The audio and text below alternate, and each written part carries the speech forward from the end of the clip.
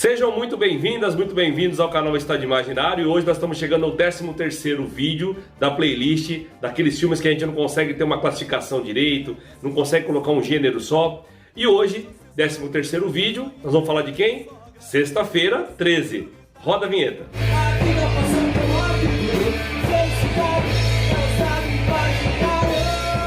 Sexta-feira 13 é de 1980 e foi classificado como terror. Mas uma coisa que a gente nota é que ele não é um terror convencional, até porque ele tem uma reviravolta muito grande no próprio filme e depois na cinesérie que ele virou. Então são vários filmes, estamos no 12º contando com o remake, vindo aí já o 13º, e no meio desses 12 filmes tem coisa muito interessante no meio aí, que nós vamos abordar. Então o diretor Sean Cunningham, junto com o escritor e roteirista Victor Miller, nos apresenta uma história onde tem um nome que ficou muito famoso, que é o nome Jason Voorhees. O Jason Voorhees, ele na verdade sofre uma mudança aí, vamos dizer assim. Eu não posso falar mais do que isso, porque os vídeos aqui se propõem a fazer uma homenagem e uma indicação. Então, se eu falar mais do que isso, eu entrego uma coisa muito legal do filme. Lembrando, em muitos casos aqui eu falei de filme que são em duas partes, de filme que são trilogias, de cineséries grandes como essa. Existe uma questão aí que muda muito no decorrer do percurso desses 12 filmes. E olha que eu não estou falando nem do remake. Ou melhor dizendo, falando do remake também, porque o remake já pega uma outra coisa. Como se dizia antigamente, já pega o cavalo andando. Vamos lá. A gente já começa com uma curiosidade. Esse escritor roteirista, ele na verdade ele era mais amarrado mesmo assim em relação à comédia. Tanto é que posterior ele não volta para os filmes da série. Então ele faz o roteiro desse primeiro, depois ele não volta mais. O diretor não, o diretor ele volta algumas vezes aí na saga. E ele gostava muito de comédia e fez novelas norte-americanas e escreveu também algumas comédias. Veja, acabou sendo reconhecido de fato por um filme de terror, mas é da praia da comédia e de coisas mais leves como novelas. E uma outra curiosidade é que esse filme, ele é hoje, o primeiro, ele é considerado cult. Ele foi melhorando a sua classificação. Os críticos não gostaram na época do lançamento, viraram o nariz, e depois os críticos, os mesmos ou outros, foram melhorando a classificação até que esse filme virou um clássico, virou um cult. Mas ali tem muita coisa interessante mesmo. Por quê? Não só porque lançou moda para o próprio cinema, mas é um marco de algumas coisas ali que foram colocadas daquela criatividade daquele período. Então lembrando que se você pegar 70 e 80, praticamente o que a gente vê hoje de cinema, de televisão, de streaming, de qualquer outra, até de jogos, de história em quadrinhos, eles vieram dessa fase aí. Hoje você tem praticamente o cinema alimentado muito, aí, 50%, por histórias em quadrinhos do passado, ou então por refilmagens ou ideias daquilo que foi do passado. Então Sexta-feira 13 tem muito a ver com essa riqueza que nós temos de criatividade e de literalmente lançar moda, no sentido bom da palavra. Nesse caso de hoje eu não vou falar de mote de história, porque a história é passada num acampamento que estava abandonado, que vai retomar, com seus monitores que vão cuidar ou não, vão observar ou não, vão supervisionar ou não adolescentes, e aquela coisa, tem 8 jovens ali, e aí vão acontecendo as atrocidades com eles dentro de um assassino que você percebe depois qual é a motivação dele. Então você não tem a motivação dele muito clara no começo, no transcorrer, e no final você tem isso de forma muito contundente, o porquê que o assassino age. Desses 8 jovens, um ficou bem conhecido, que é o Kevin Bacon. E é interessante quando você pega um filme antigo assim, que tem um ator que estava em começo de carreira ali, quase desconhecido, e que ele já demonstra muita qualidade, mesmo não sendo o principal, e depois tendo uma carreira tão sólida, tão legal, virando como o próprio filme um mito, uma lenda também. Aliás, conhecido mesmo nesse filme, só tem um artista só, uma atriz, que é a Betsy Palmer. E a Betsy Palmer, ela também não era de filme de terror, ela não era a praia dela, ela não era atriz de filmes de terror. Na verdade, ela não foi a primeira escolha, se eu não me engano, pela minha pesquisa, ela foi a 5ª escolha. Ela mesmo não compreendeu na época o porquê que estavam escolhendo ela, mas aceitou porque precisava ou comprar ou pagar um carro. Foi por isso que ela aceitou o filme, senão ela também nem teria aceitado. E esse filme então foi o que estourou, que consolidou mais ainda a carreira dela na época.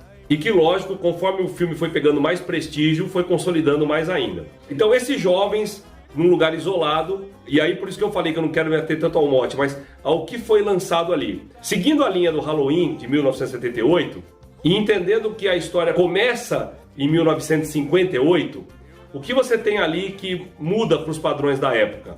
Uma heroína forte, e isso são padrões que foram seguidos depois, tá? heroína forte, vítimas adolescentes sexualmente promíscuas e um lugar amaldiçoado.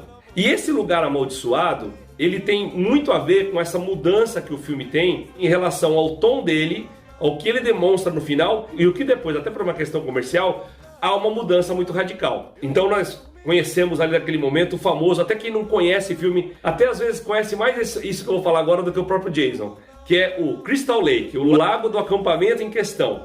Esse lago tem tudo a ver, esse lago faz parte da história, a locação, o cenário faz parte da história, é um personagem da história também. Então, esse lugar que é amaldiçoado. Então, com esses ingredientes, com esses detalhes, você tem uma pegadinha nesse primeiro filme, ele te dá um plot twist ali. Na verdade, ele te engana de uma outra forma, porque você se engana. Você se engana, você acha que é uma coisa. Ainda mais naquela época. Naquela época enganou mais o pessoal ainda porque o pessoal tinha uma concepção. Hoje nem tanto, mas naquela época a pessoa tinha concepção. Volto a dizer, não posso falar mais detalhes aqui, senão vira um spoiler gigante. Pra quem não assistiu ainda, perde completamente a graça. E eu tenho certeza, para alguns que assistiram, esqueceram de alguns detalhes. Até porque, vamos chamar assim de pegadinha, essa pegadinha do primeiro filme, torna interessante a abordagem que se muda depois da sequência. A minha memória tá boa, porque eu tinha pra mim que esse filme me relembrava duas coisas. Tubarão, do Steven Spielberg, e o filme Carrie a Estranha, que é baseado no livro de Stephen King. E eu falava, será que eu tô ficando louco? Porque depois nos outros filmes não é tanto assim. Mas no primeiro, sim. E eu vou falar pra vocês agora na sequência o porquê. De Tubarão e de Carrie a Estranha. No caso de Tubarão, tem a ver com a música, com a trilha incidental. O responsável pela música, o Henry Manfredini, ele fez o quê? Ele criou inclusive aquele efeito... Aquele efeito estranho sonoro, foi ele que criou, que ficou uma marca, né? Virou uma marca. Só que tem um detalhe ali, uma construção na parte musical do filme, por isso que ele é sensacional, porque remete à questão do tubarão. O tubarão, praticamente você não vê o tubarão. No filme todo tubarão, você vê o tubarão muito pouco. O que te dá uma sensação de angústia é você entender o monstro sem ver o monstro.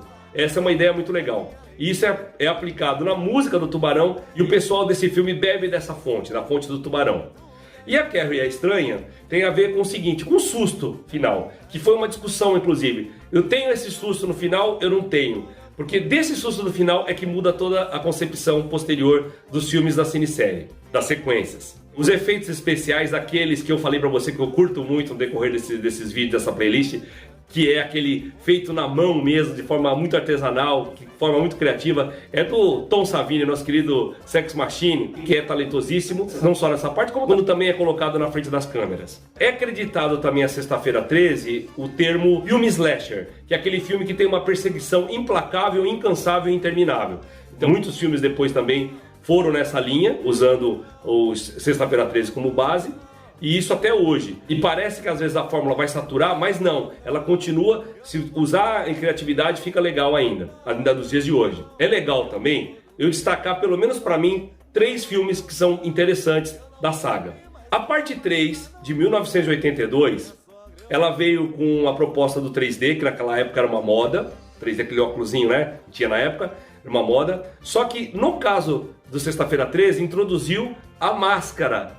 Então já estou falando uma curiosidade aí. A máscara que todo mundo hoje conhece do Jason, que ficou um ícone pop, a máscara é do filme 3, que é do diretor Steve Miner. Então o diretor Steve Miner foi o responsável por introduzir a máscara de hóquei do Jason. Outro que eu destaco é o Jason X. Esse Jason X, ele foi uma proposta, para mim, muito ousada, que leva o Jason, a história do Jason ao futuro. Ela é muito bem construída, tem muita gente que não gosta, mas eu não entendo por quê. E aí é que eu vou deixar hoje o nosso momento... Vendo o Yuyui? Olha, é difícil eu rir assim. Que maluquice. Por que eu tô deixando o nosso momento Paulo Silvino para esse filme Jason X? É porque só tem beldades. E beldades que tem uma participação muito legal. Eu vou colocar aqui cada uma delas, bonitinho, direitinho, foto, nome, para vocês verem que realmente é legal demais. Elas não só são muito bonitas, chamam muita atenção, o que tem a ver com esse tipo de filme, não é forçado isso, porque tem a ver com a alma e com a tradição desse filme. Não faria sentido não ter essas beldades e tendo as heroínas ali no meio também da correria de toda a angústia do terror que é aplicado por esse antagonista tão poderoso. O terceiro filme que eu destaco, que eu gosto muito, é o crossover Jason vs Fred. Então, Sexta-feira 13 versus A Hora do Pesadelo. E é sensacional porque os dois ícones fazem ali a ideia. Tem gente que fala assim, a ideia é muito boa, mas a execução não foi tanto.